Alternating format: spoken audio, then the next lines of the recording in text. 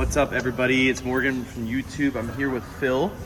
Phil and I are going to be putting on the accessories that come from the vehicle, from the factory. This is a Z51, so there will be a bunch of stuff that we're going to go through and putting on the vehicle, as well as we're going to be going through the PDI process. So lots of stuff to go through. Stay tuned for more. Okay. Step one, take wheels off. Yeah.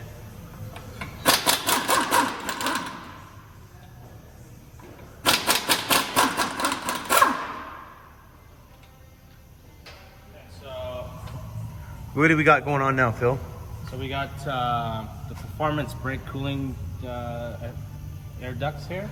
So what we did was we pre-fit them to make sure they fit okay. So this one goes right here, and then this is going to be included inside of the package as well.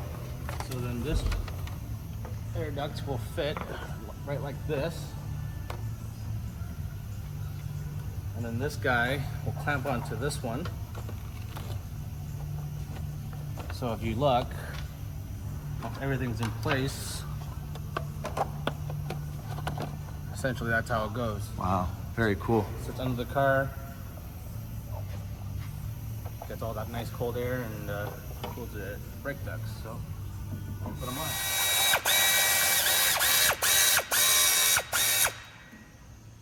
So that one sits like that.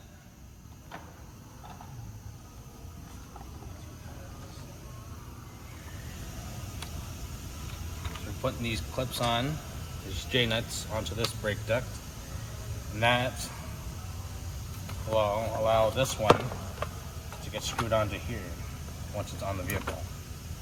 Start by putting on this upper half of the air duct. Just start them in first before we tighten them.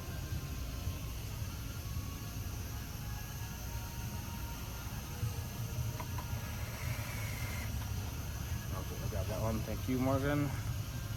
Put this guy in here. So tighten these down.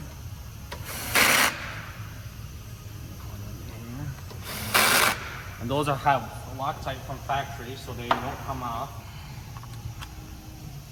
Let's start it up here.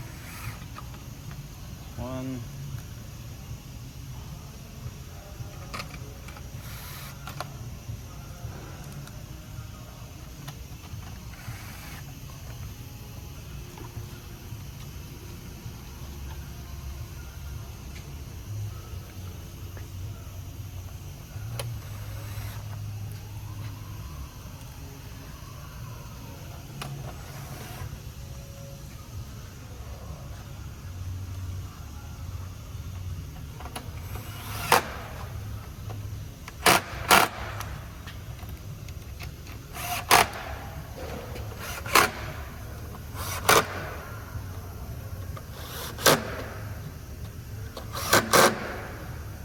Alright, and that is for the left rear.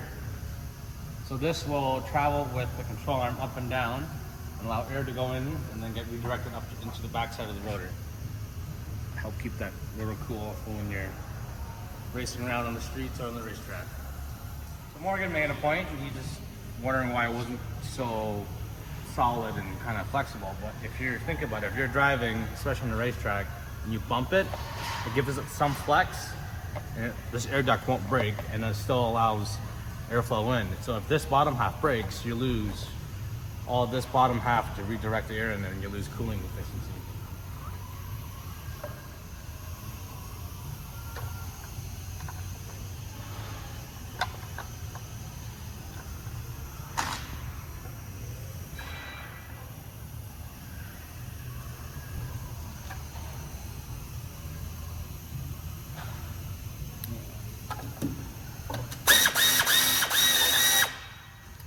While Phil's been putting this on, if you look, standing right here, you can see that there's a hole all the way through up to the engine bay from this rear suspension. It's almost a perfect circle too.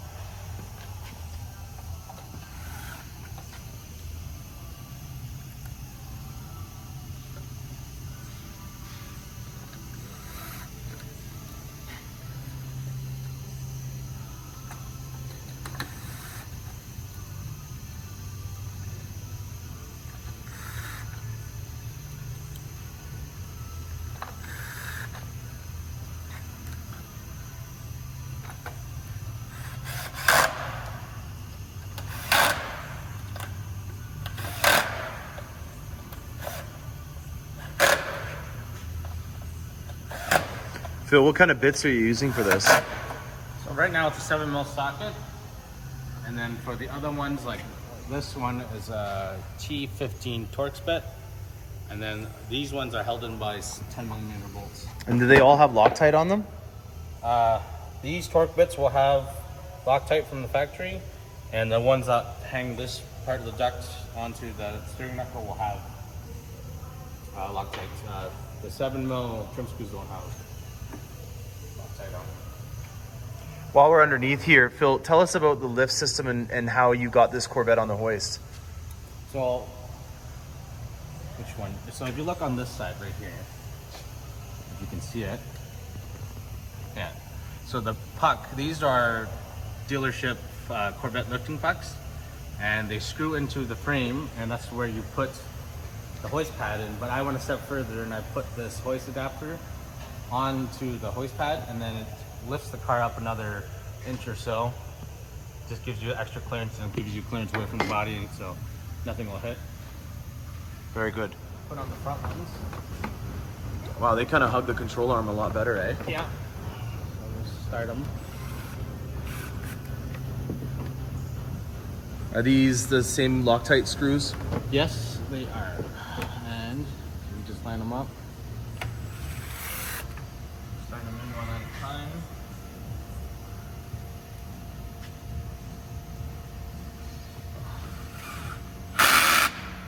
Okay, tighten them up.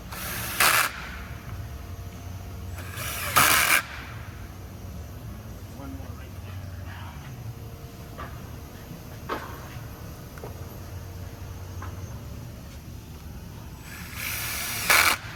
Now there, on this one, has an extra little plastic clip that goes right in here, just like that, and holds it in place. Very cool. That's more of a control arm shield, it looks like, than the cooling duct. Well, this one already has a cooling duct up front. Yeah? Yeah. So air will come in here and direct it into the general area of the brake rotor. Yeah, that's pretty cool. Okay. Phil, what do you got now? So what I got now is the rear underbody shield, which will go here. And it'll sit just up in here like that. Wow, look at how clean that looks underneath the whole vet now. That's gorgeous. We got these box nuts, as they call them, and they're just clipped into here. And then there's two more right here. And then we'll grab our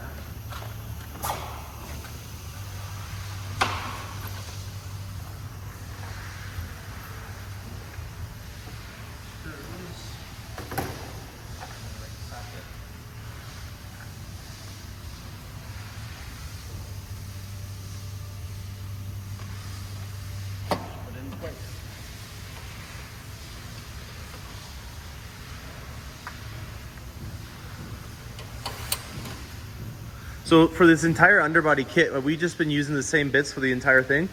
pretty well, same 3 bits so far. These are just 7mm trim screws. Just getting started. Before I tighten them all down.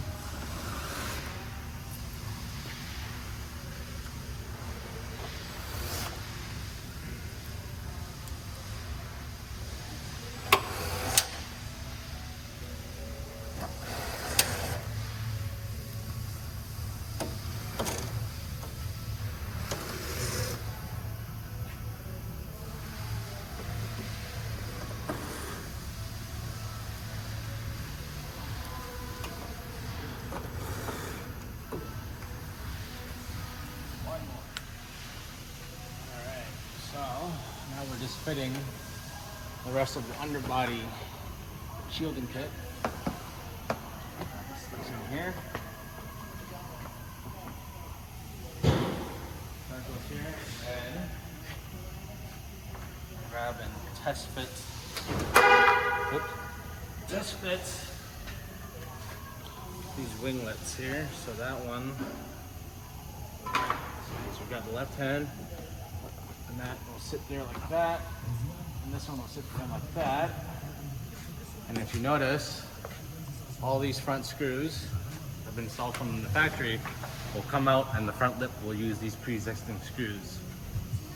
Okay, so that's why we were looking at it. We didn't see enough screws in the bags because they're already on the vet. Some of them, yeah, come pre-installed. So put some of these J pieces in.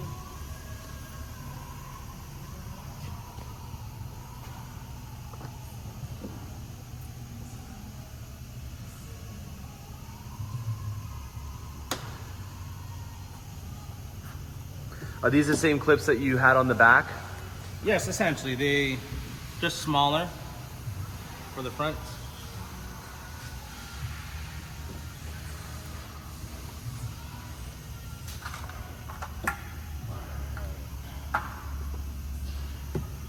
Get that in there. And then one. Okay.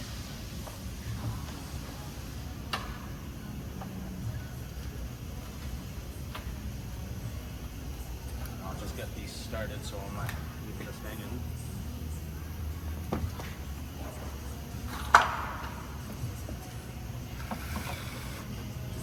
Wow, it's really starting to come together. That's impressive. Look at this. Very cool. So there's your front brake duct right there, pushing air onto the brakes. You can see the trajectory of where it's going to be going. We're looking at the front lift system. This one has it on it. There's an amazing amount of engineering and suspension work that's going on in here. If I was to guess, I would say that this right here is the front lift system. We don't really know what's going to happen if we put this vehicle on the lift and try to activate it. We'll see if it turns out in a video, but I can't make any promises.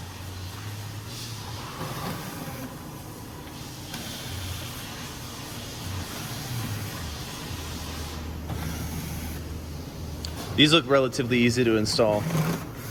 So if you were going to be going to an aftermarket route with the splitter system, this is the pitted plastic that is the same as the installed factory splash guards. These are not an upgraded one. That's the one that comes standard with the vehicle. If you do end up going with a GM route of a more aggressive splitter and rocker panel system, it's extremely easy to be able to install this kind of stuff. More of those same clips? Yeah, these just hold the front splitter halves together while they're in the car, so that it's nice, clean, tight look.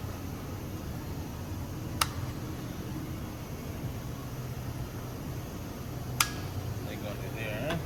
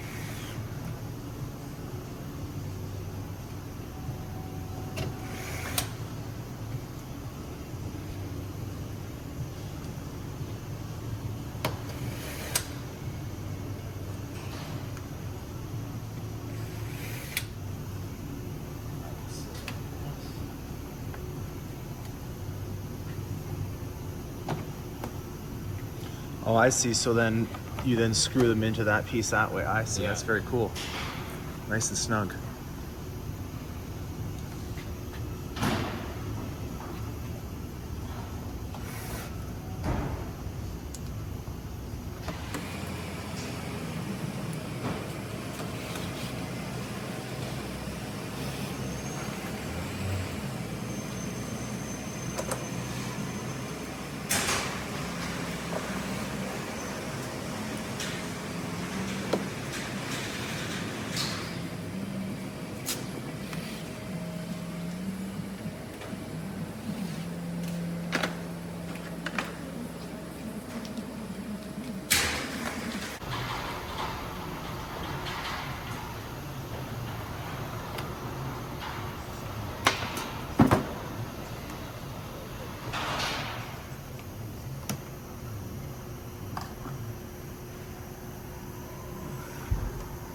So you installed both sides first before we did the center one. Yeah, so you want to just kind of pre-fit everything in there loosely.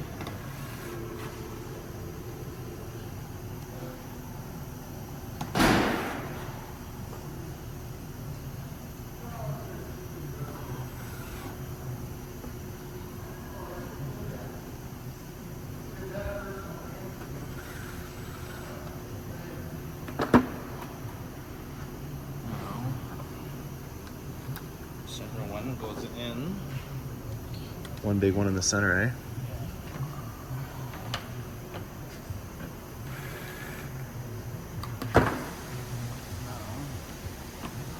Just put them together. Make sure they fit okay. How's it clipping in like that? So there's just the locating tab right here, and it sits right in there. And when you pull it together, it'll give you a nice clean flush look. Not bad.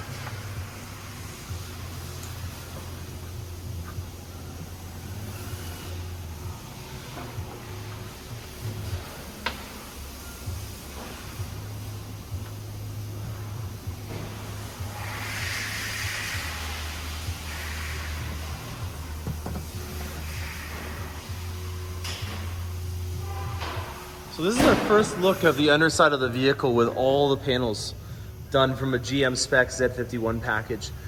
I gotta say, this is quite impressive. I never thought that I would see a vehicle from General Motors that is this packaged well.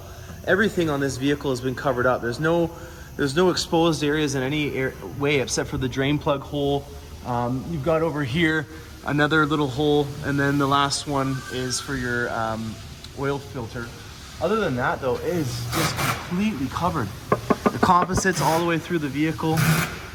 This is the tunnel, as we call it. And Phil's just torquing these up to the final spec. And there we go. Front splitter is on. So Morgan decided to stay with the factory stock silver nuts, or the chrome nuts as you would have it. Kind of stands out. I like the contrast. It breaks it up a little bit, but he also did order the RPO black dual nuts. Wow, look at that. They look like that. Very Which cool. do look nice, but I feel like that's going to be a lot of black in there. Nice little contrast. Some other people on the forums were very avid to show that the cross flags have to be pointing to the valve stem as well. Little details like that. Also, the wheel locks are also black too, not silver.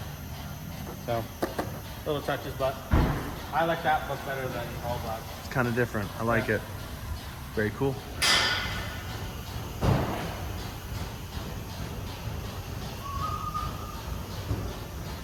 Here we go. All done. So that is how you do an installation of all the accessory air vent kits and also some track prep information. Thanks a lot, guys. Stay tuned for more. Happy motoring.